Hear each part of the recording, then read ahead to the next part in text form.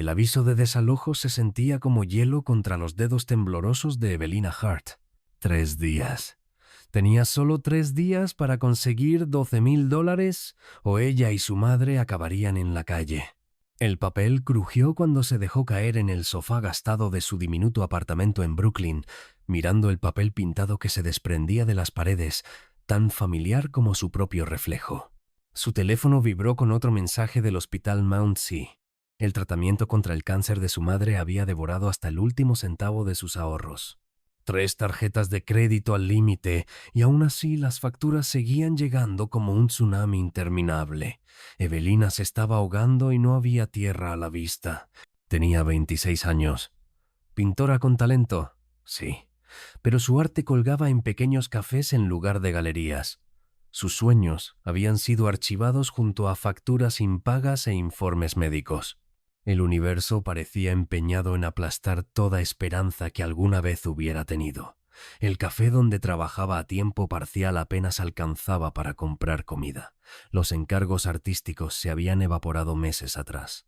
Había vendido todo lo que tenía valor, incluida la alianza de boda de su abuela, la última joya familiar que la conectaba con tiempos más felices. Ahora estaba sentada entre las ruinas de su vida, intentando averiguar qué milagro podría salvarlas. El teléfono sonó. Número desconocido. Normalmente lo habría ignorado, convencida de que sería otro cobrador, pero algo la impulsó a contestar. Señorita Hart, dijo una voz femenina, profesional, precisa. Mi nombre es Patricia Chen. Represento a Blackwood Industries. Tenemos una propuesta que podría interesarle. El primer impulso de Evelina fue colgar. Las propuestas de corporaciones multimillonarias no caían en el regazo de artistas desesperadas sin que algo estuviera terriblemente mal. Pero la desesperación llevaba a cometer estupideces. La escucho respondió con cautela. 2 horas después, Evelina estaba frente a un rascacielos de cristal en Manhattan. Su superficie de acero reflejaba el cielo gris de noviembre. La torre Blackwood se alzaba 60 pisos, un monumento al poder y la riqueza que la hacía sentirse insignificante. Apretó su bolso gastado y atravesó las puertas giratorias hacia un vestíbulo que probablemente costaba más que todo su barrio. Patricia Chen la esperaba en recepción. Era una mujer de unos 40 años, elegante, con un traje gris oscuro y unos ojos afilados que parecían calcularlo todo. Señorita Hart, gracias por venir. Sígame, por favor. El ascenso en el ascensor hasta el último piso se sintió como subir a otro mundo. Cuando las puertas se abrieron, Evelina entró en una oficina digna de una revista de lujo. Ventanales de suelo a techo ofrecían una vista completa de la ciudad. Arte moderno decoraba las paredes. Todo era negro, blanco y cromo, frío, perfecto. Y allí, detrás de un escritorio enorme, estaba Julian Blackwood.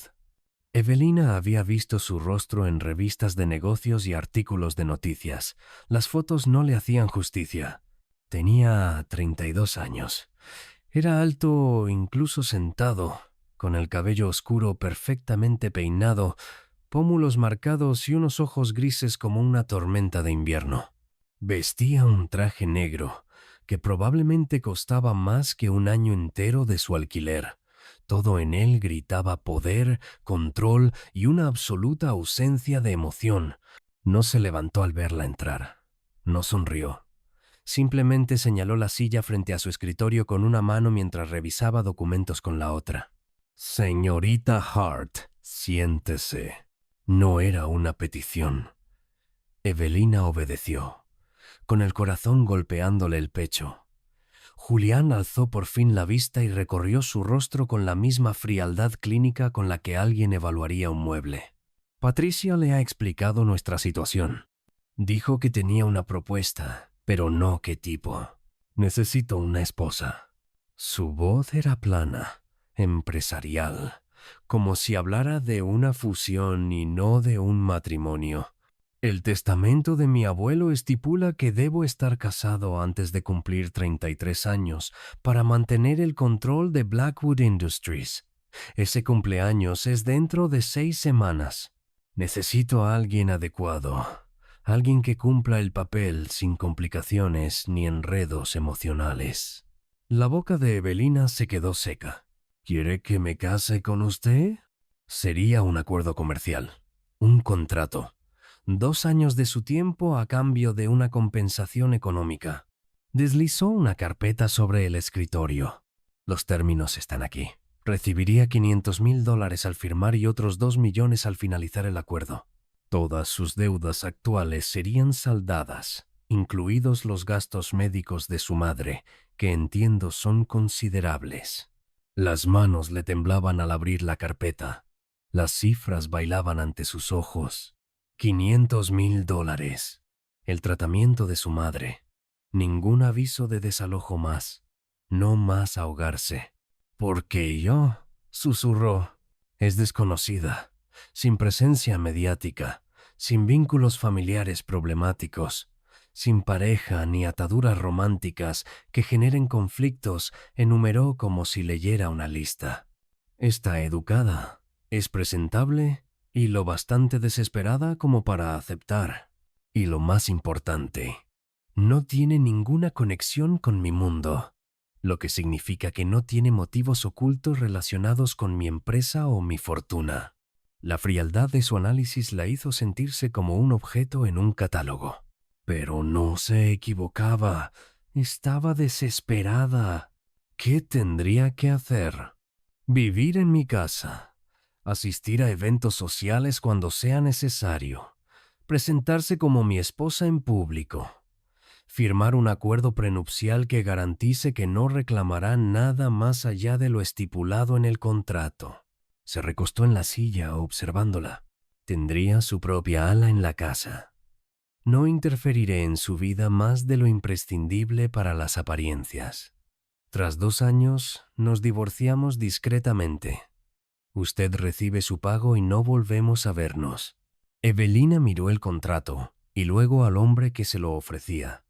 El rostro de Julián Blackwood no mostraba emoción alguna, ni calidez, nada que indicara que la veía como algo más que una solución conveniente a un problema.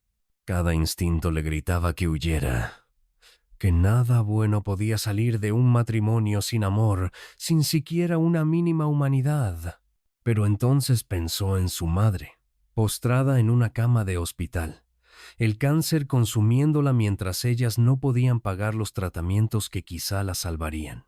Pensó en el aviso de desalojo, en el peso aplastante de las deudas, en la oscuridad que se había ido cerrando durante meses.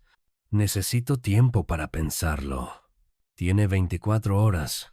Julián volvió su atención a la pantalla del ordenador, dándola por despedida. Patricia la acompañará a la salida. Esa noche, Evelina se sentó junto a la cama del hospital de su madre. Rebecca Hart parecía tan pequeña bajo las sábanas blancas. Su cabello, antes rojo y vibrante, ahora era fino y gris. Su rostro, pálido y demacrado. Pero sus ojos aún brillaban con ese amor feroz que las había sostenido durante toda la infancia de Evelina.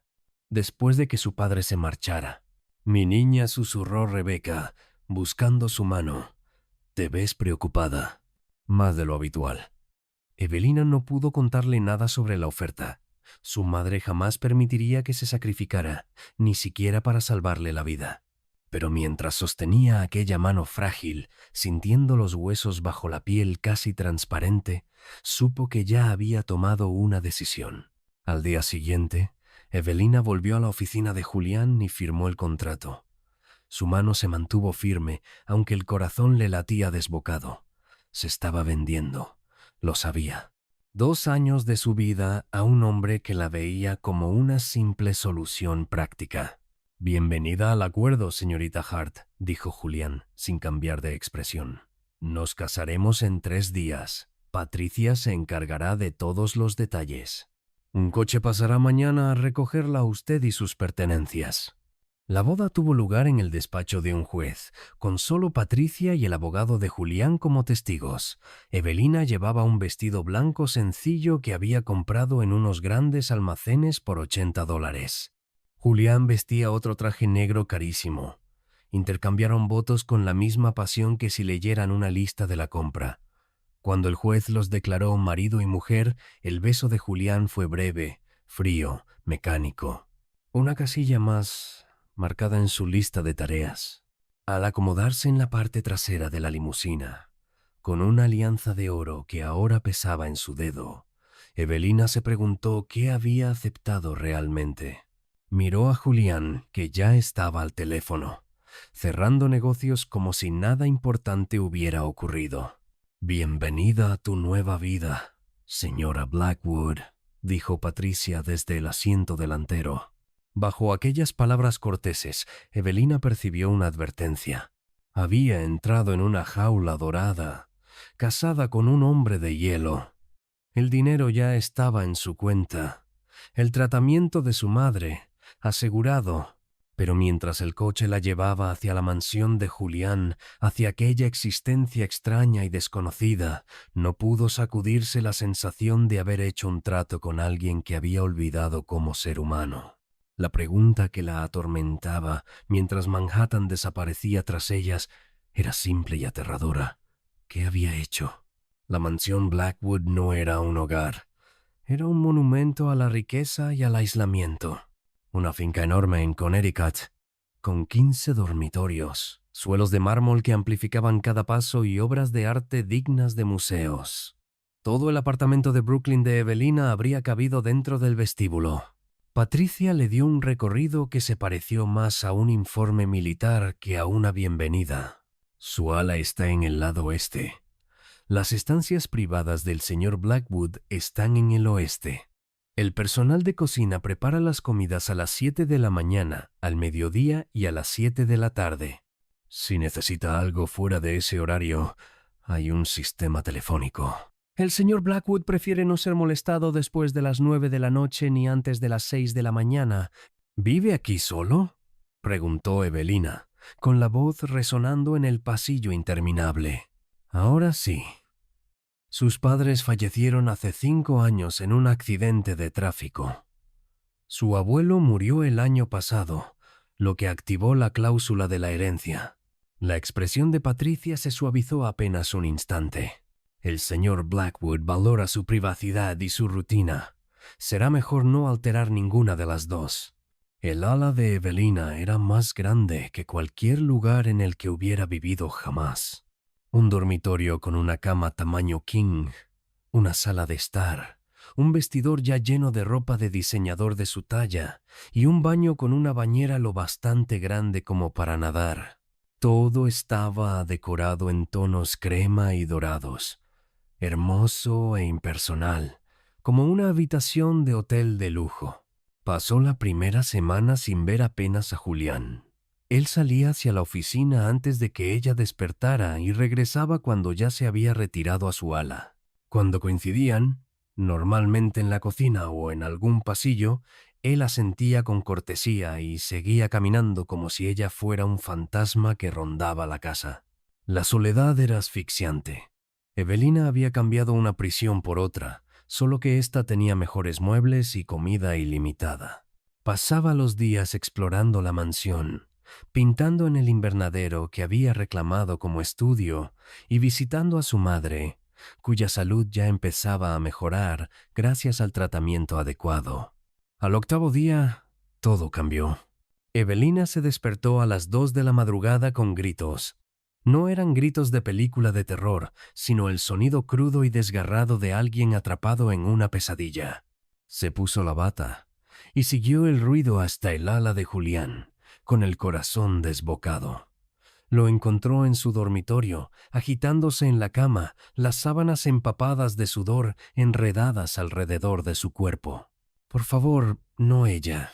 Llévenme a mí en su lugar». Su voz estaba rota, desesperada, nada que ver con el frío hombre de negocios con el que se había casado. Evelina dudó en el umbral. Él había dejado claro que quería distancia, pero aquel sonido de dolor rompió algo dentro de ella. Se acercó con cuidado y le tocó el hombro. Julián, despierta. Estás soñando. Sus ojos se abrieron de golpe, desorientados.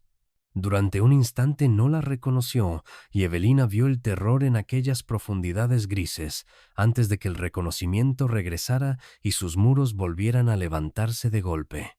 Se apartó de su contacto como si se hubiera quemado. ¿Qué haces aquí? Su voz temblaba. Estoy bien. Vete. Se giró, pero no antes de que ella viera cómo le temblaban las manos. No estás bien. He dicho que te vayas. La orden sonó más débil esta vez, y Evelina percibió lo que intentaba ocultar. Vulnerabilidad, miedo, humanidad bajo el hielo. No se fue. En lugar de eso, se sentó en el borde de la cama, manteniendo una distancia prudente. Yo también tenía pesadillas, dijo en voz baja. Después de que mi padre se marchara, soñaba que volvía. Y cada vez me despertaba y recordaba que no era así. Julián guardó silencio, pero no volvió a echarla. Mi madre se sentaba conmigo, continuó Evelina.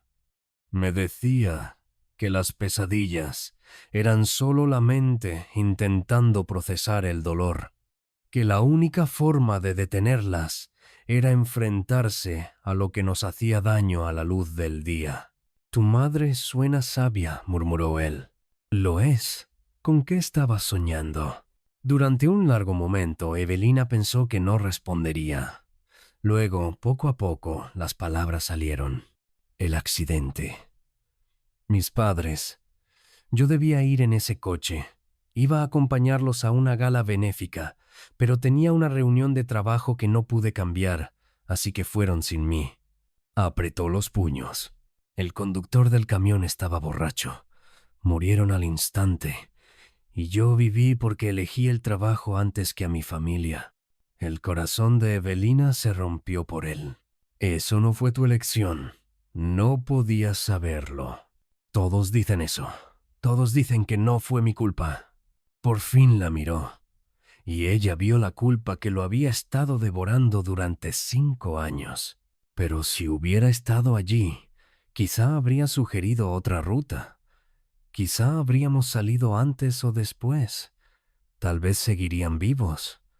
O quizá yo también estaría muerto. A veces pienso que eso habría sido más fácil. La confesión quedó suspendida entre ellos, cruda y honesta. Entonces Evelina hizo algo que sorprendió a ambos. Alargó la mano y tomó la suya. Julián no la apartó. Sus dedos estaban fríos, temblaban levemente, pero se cerraron alrededor de los de ella como los de un náufrago aferrándose a un salvavidas. No puedes vivir como un fantasma, acechando tu propia existencia, dijo ella. Créeme, lo he intentado. Tras la marcha de mi padre, pasé años preguntándome qué podría haber hecho distinto para que se quedara. Pero la verdad es que hay cosas que no podemos controlar. La única elección real es si dejamos que la culpa nos destruya o si decidimos seguir viviendo. Se quedaron en silencio, con las manos entrelazadas en la oscuridad. Poco a poco, la respiración de Julián se calmó. El temblor cesó. Cuando volvió a hablar, su voz ya no tenía ese filo cortante. Gracias por no irte. De nada. A partir de esa noche, algo cambió entre ellos. A partir de esa noche, algo se desplazó entre ellos. Durante el día, Julián seguía manteniendo la distancia, pero de vez en cuando, Evelina encontraba pequeños gestos que decían más que 1000 palabras. Un caballete nuevo en su estudio, mucho mejor que cualquier otro que hubiera tenido jamás. Su té favorito, apareciendo en la cocina, una marca que había mencionado una sola vez de pasada. Libros de historia del arte, apilados sobre la mesa de su sala de estar. Y luego estaban las noches. En 2 ocasiones más, Evelina volvió a oírlo luchar contra las pesadillas y fue a sentarse con él. No siempre hablaban. A veces el silencio bastaba. Pero poco a poco, en esas horas oscuras, Julián empezó a mostrar al hombre que se escondía bajo la armadura. Construí Blackwood Industries hasta convertirla en lo que es hoy, le confesó una noche. Trabajaba 18 horas al día. Tomé decisiones despiadadas. Eliminé de mi vida a todas las personas y todo aquello que no servía al crecimiento de la empresa. ¿Y para qué?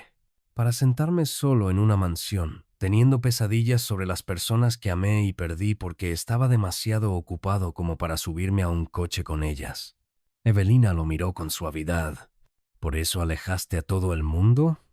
¿Por eso convertiste este matrimonio en un contrato en lugar de algo real?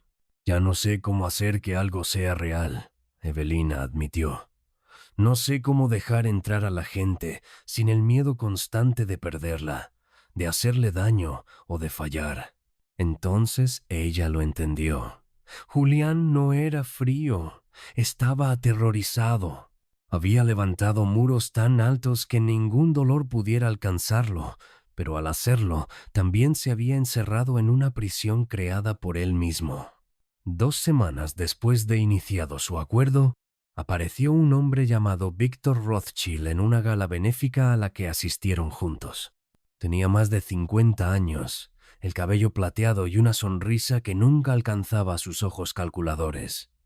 El cuerpo de Julián se tensó por completo al verlo. Julián Blackwood, dijo Víctor con una calidez falsa. Y esta debe de ser la misteriosa nueva esposa. Qué oportuno que encontraras a alguien justo a tiempo para asegurar tu herencia. Víctor, respondió Julián con voz glacial. No sabía que estabas en la lista de invitados. Siempre me aseguro de asistir a los eventos donde ocurren cosas interesantes. Y tu repentino matrimonio es, sin duda, muy interesante. Sus ojos recorrieron a Evelina de una forma que le erizó la piel. Dígame, señora Blackwood, ¿cómo se conocieron usted y Julián? Debió de ser un romance vertiginoso. La mano de Julián se tensó en la cintura de Evelina, casi haciéndole daño. Antes de que pudiera responder, él la atrajo hacia sí. Mi relación con mi esposa no es asunto suyo. Si nos disculpa, pero Víctor no había terminado. Sabes, Julián, algunos dicen que este matrimonio es una farsa, un simple arreglo comercial para cumplir el testamento de tu abuelo. Imagina que alguien pudiera demostrarlo. Me pregunto, ¿qué pasaría con tu participación mayoritaria en la empresa? ¿Me estás amenazando, Víctor? Solo hago una observación. Al fin y al cabo, ambos sabemos cuánto valoras el control. Sería una pena que lo perdieras todo por un matrimonio falso. Sonrió con frialdad. Disfruten la velada. Y se marchó. El cuerpo entero de Julián vibraba de ira contenida. ¿Quién es?, preguntó Evelina en voz baja. Mi mayor competidor. Lleva años intentando adquirir Blackwood Industries.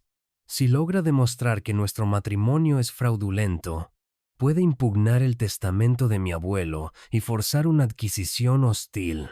Julián la miró, y por primera vez ella vio un miedo real en sus ojos. Te he puesto en peligro. Debería haber previsto que investigaría. Entonces nos aseguramos de que no encuentre nada, respondió Evelina, sorprendida por la firmeza de su propia voz. Nos aseguramos de que no encuentre nada, repitió Evelina. Hacemos que esto parezca real. Evelina, no entiendes lo que eso significa, advirtió Julián. Tendrá gente siguiéndonos, investigándolo todo, buscando cualquier grieta en nuestra historia. Ella le tomó el rostro entre las manos, obligándolo a mirarla. Entonces no le daremos ninguna grieta. Lo hacemos juntos, Julián. ¿No es eso lo que se supone que es un matrimonio? ¿Afrontar las cosas juntos? Algo titiló en los ojos grises de él, algo cálido, casi esperanzado. ¿Por qué haces esto? El contrato no incluía espionaje corporativo ni amenazas. Porque, pese a todos tus esfuerzos por ser frío y distante, He visto quién eres de verdad en esas horas oscuras en las que tus muros se derrumban, dijo ella con una sonrisa suave, y esa persona merece ser protegida. Julián la miró durante un largo momento. Luego, delante de todos en la gala, hizo algo que sorprendió a ambos. La besó. No fue el beso frío y mecánico de la boda, sino uno real, lento y profundo, cargado de algo peligrosamente cercano a una emoción genuina. Cuando se separaron sin aliento, él susurró contra sus labios: «Gracias». El corazón de Evelina latía con fuerza al comprender la verdad que había intentado ignorar. Aquello ya no era solo un acuerdo. En algún punto, entre noches llenas de pesadillas y pequeños gestos de cariño, entre silencios compartidos y confesiones susurradas, había empezado a enamorarse de su esposo.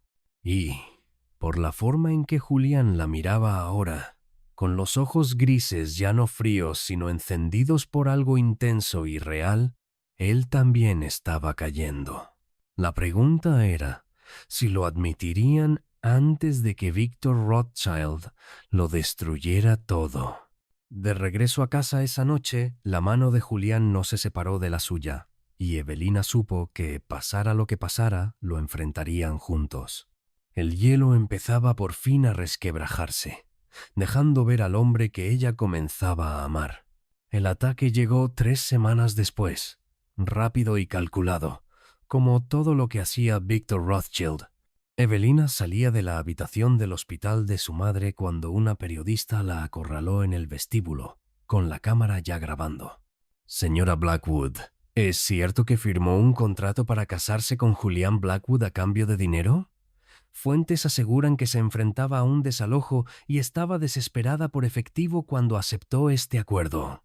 La sangre de Evelina se heló. Alguien había filtrado información, alguien lo bastante cercano como para conocer detalles que deberían haber sido confidenciales. Pensó en Patricia, en los abogados, en cualquiera que hubiera tenido acceso al contrato. Sin comentarios, logró decir, esquivando a la reportera en dirección a la salida. Pero el daño ya estaba hecho. Para cuando llegó a la mansión, la noticia estaba en todas partes. Furgonetas de prensa bloqueaban el camino privado hacia la finca. Su teléfono estallaba con llamadas de números desconocidos. Las redes sociales servían de especulaciones y juicios. La ilusión cuidadosamente construida de su matrimonio se desmoronaba en tiempo real. Encontró a Julián en su despacho, mirando la pantalla del ordenador con una expresión tallada en piedra. Al oírla entrar, no se giró. «Lo siento», susurró ella. «No sé cómo se enteraron».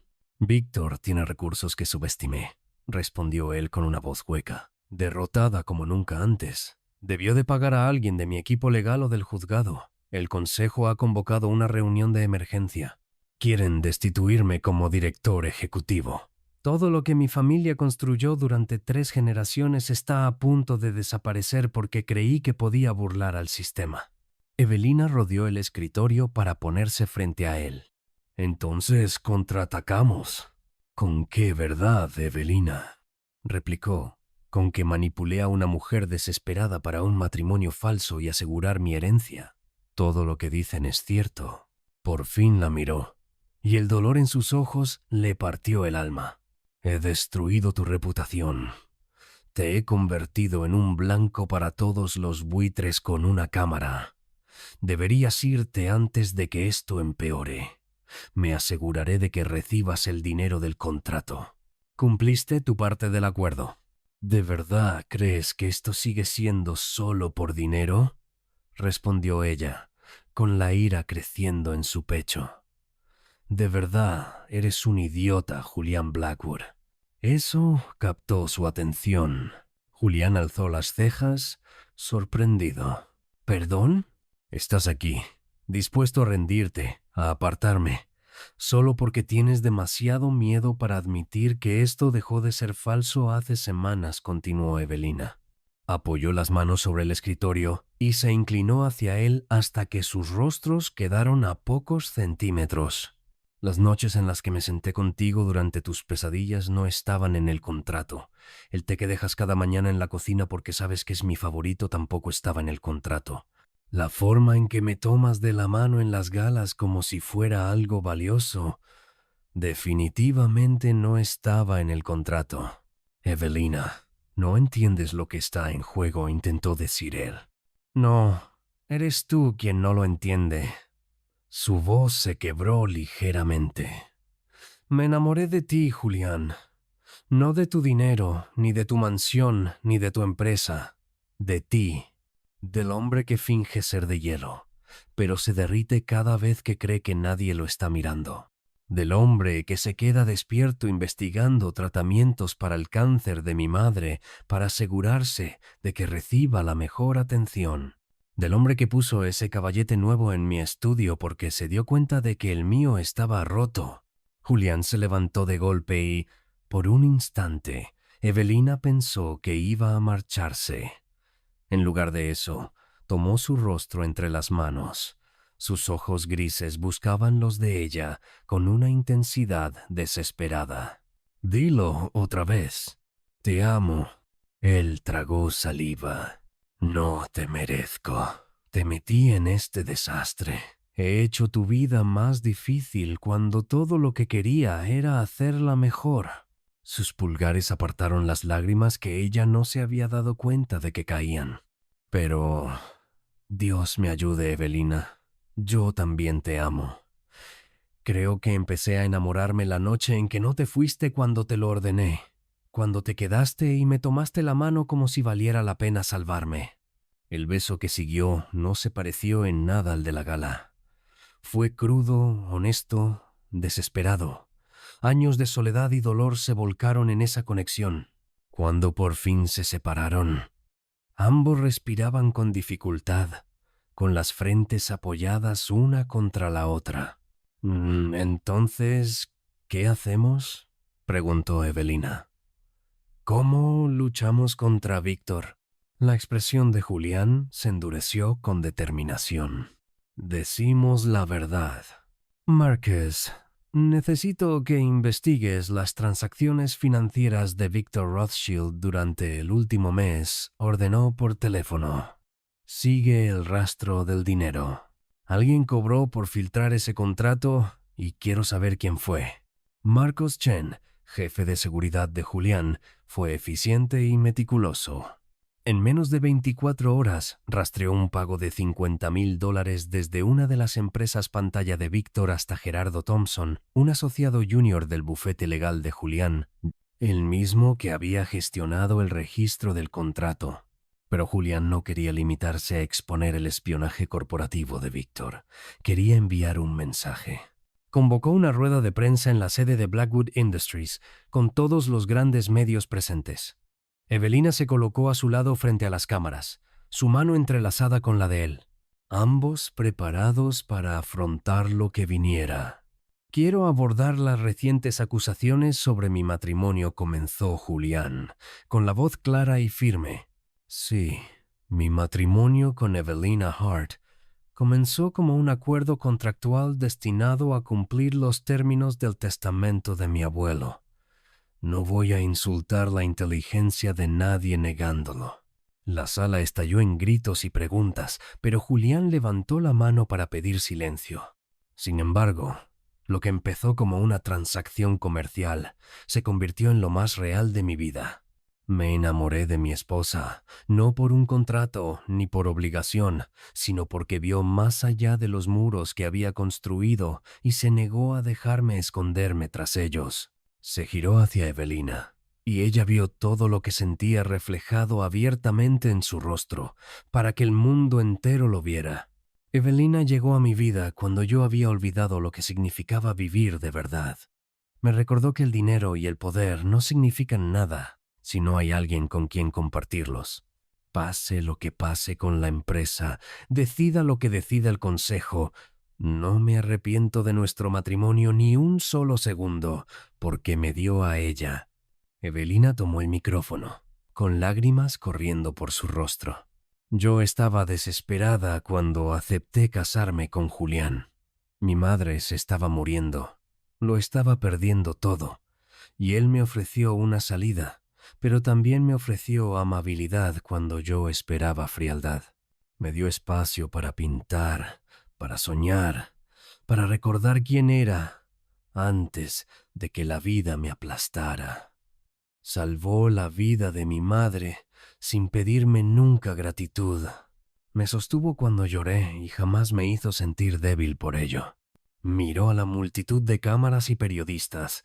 Así que sí, nuestro matrimonio empezó como un contrato, pero se volvió real en el momento en que dejamos de fingir que no nos importábamos. Y me casaría con él otra vez mañana, con contrato o sin él, con herencia o sin ella, porque es el hombre al que amo. La sala quedó en silencio. Luego, poco a poco, algunos periodistas comenzaron a aplaudir. Otros se unieron. No fue una aprobación unánime, pero sí algo parecido a un reconocimiento. La idea de que el amor podía surgir en los lugares más inesperados, de que a veces las mejores cosas nacían de los comienzos más improbables. Julián sacó un documento doblado del bolsillo interior de su chaqueta. También tengo pruebas de que Victor Rothschild pagó a uno de mis empleados para filtrar información confidencial sobre mi matrimonio. Esto constituye espionaje corporativo, violación del deber fiduciario y varios delitos más que estaré encantado de detallar ante un tribunal. Entregó los documentos a su abogado, que esperaba cerca. Víctor quería mi empresa. En su lugar, se enfrentará a cargos penales y demandas civiles que harán que la próxima década de su vida sea muy poco agradable. La rueda de prensa terminó con más preguntas que respuestas, pero Julián y Evelina habían dicho lo que necesitaban decir. Salieron del edificio tomados de la mano, atravesando un mar de flashes con la cabeza bien alta. La reunión del consejo que siguió fue tensa. Varios miembros argumentaron que Julián había violado el espíritu del testamento de su abuelo. Otros señalaron que había cumplido técnicamente la letra de la ley y que su vida personal no era asunto del consejo. Tras horas de debate, se procedió a la votación. Julián conservó su cargo de director ejecutivo por un margen muy estrecho, pero suficiente. Tal como había prometido, Victor Rothschild fue imputado. Su reputación se derrumbó bajo el peso del escándalo. En el plazo de 6 meses, su empresa fue adquirida por competidores y él desapareció de la vida pública, convertido en una advertencia viviente sobre lo que ocurre cuando la ambición supera a la ética. Pero Julián y Evelina apenas lo notaron. Estaban demasiado ocupados construyendo una vida real juntos. Julián redujo su carga de trabajo. Aprendió a delegar y a confiar en su equipo. Empezó a volver a casa para cenar, a tomarse los fines de semana libres, a recordar lo que significaba tener una vida más allá del trabajo. El arte de Evelina comenzó a florecer. Con estabilidad económica y apoyo emocional, su creatividad estalló. Una galería de Manhattan le ofreció una exposición y sus cuadros se vendieron por precios que jamás habría imaginado. Donó la mitad de los beneficios a la investigación contra el cáncer en honor a su madre, que ahora estaba en remisión y llena de vida. 6 meses después de la rueda de prensa, Julián llevó a Evelina de nuevo al despacho donde ella había confesado su amor por primera vez. «Tengo algo para ti», dijo, sacando una pequeña caja de terciopelo.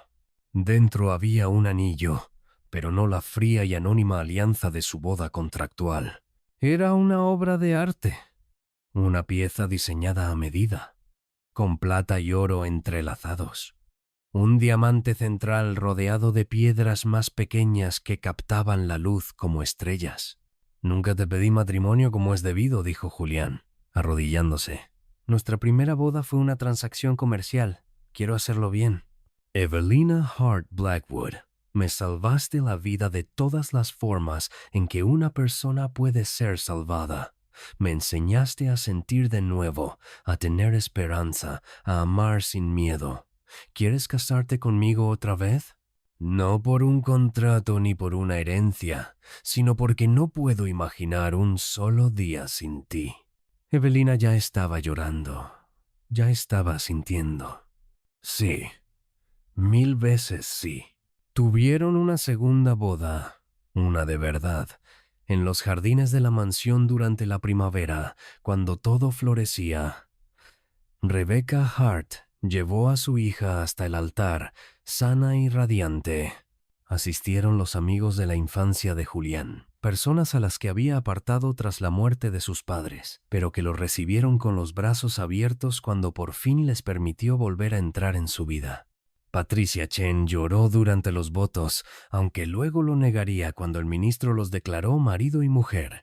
Julián besó a Evelina como si fuera su hogar y él hubiera estado a punto de ahogarse. Los invitados aplaudieron. El sol brillaba. Todo era exactamente como debía ser una boda, llena de alegría, de esperanza y de la promesa de un para siempre. Esa noche, mientras bailaban lentamente bajo guirnaldas de luces en el jardín, Evelina alzó la vista hacia su esposo.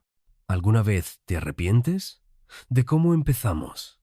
Julián la atrajo hacia sí, con los ojos cálidos y llenos de un amor que ya no intentaba ocultar. Ni por un segundo, porque cada momento bueno o malo me condujo hasta ti.